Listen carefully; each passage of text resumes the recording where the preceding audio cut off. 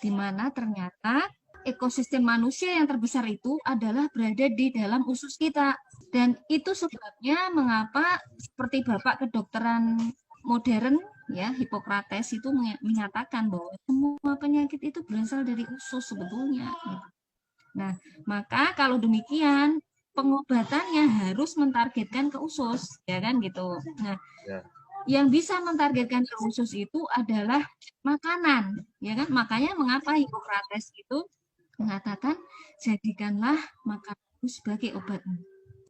Otomatis diperlukan makanan yang bersifat fungsional ya, yang bisa memperbaiki usus ya, bisa membersihkan usus, dan dia punya kemampuan juga memperbaiki ekosistem. Salah satu yang menyebabkan autoimun adalah karena dinding usus yang renggang. Akibat dinding usus yang renggang ini, setiap kita makan sesuatu yang mengandung protein ya, terutama misalnya protein dari susu atau gluten ya. Nah, itu gluten dan protein-protein ini akan masuk ke dalam usus, meresap ke dalam pembuluh darah sehingga dia akan memicu peradangan yang memicu autoimun. Pada orang-orang autoimun ini leaky gut namanya ya.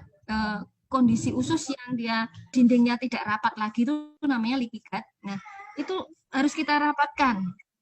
Dan kandungan yang ada pada usu maupun suba, keduanya adalah kombinasi yang sangat tepat.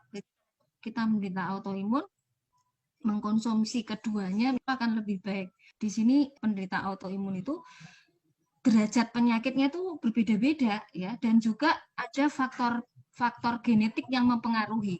Jadi, misalnya pada autoimun yang jenis inflammatory bowel disease ya, yaitu suatu penyakit autoimun yang menyerang usus besar yang berupa peradangan pada usus yang kronik yang menyebabkan gejala dan tanda berupa diare kronik. Nah, pada orang-orang seperti ini ada orang yang dia mengalami seperti itu karena faktor genetik di mana dia gagal mengenali bakteri baik itu sebagai temannya.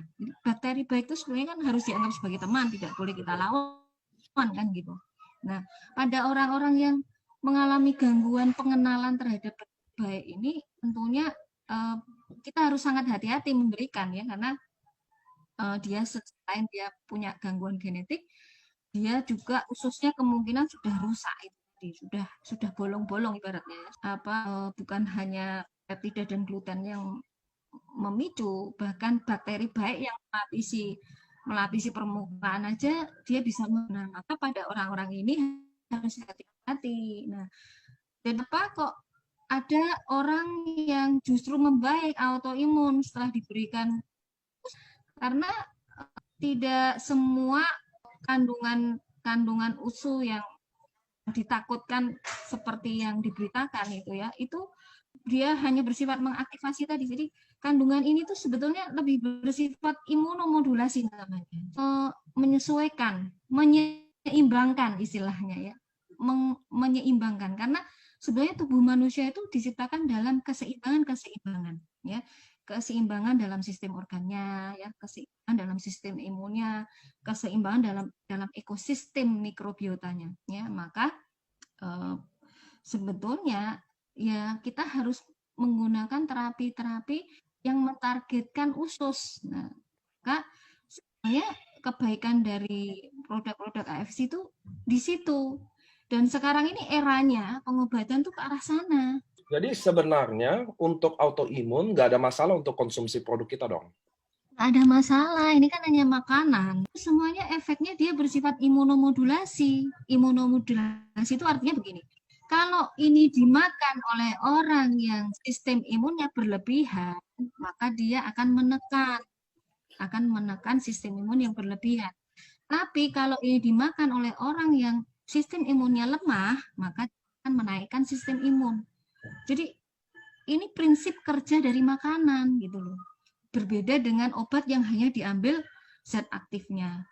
Kalau kamu mau bilang setelah makan usu kamu kok jadi kambuh, bentar, kan ada faktor lain, pola makannya, pola hidupnya dia, ya kan, faktor genetik mungkin, ya kan. Jadi harus dilihat semua faktor itu. Nggak bisa kita menuduh, mengkambing hitamkan usu kalau ternyata dia banyak faktor perancu yang lainnya. Kalau kita mau mengatakan ini sebagai faktor penyebab, tidak semudah itu, ya harus diteliti.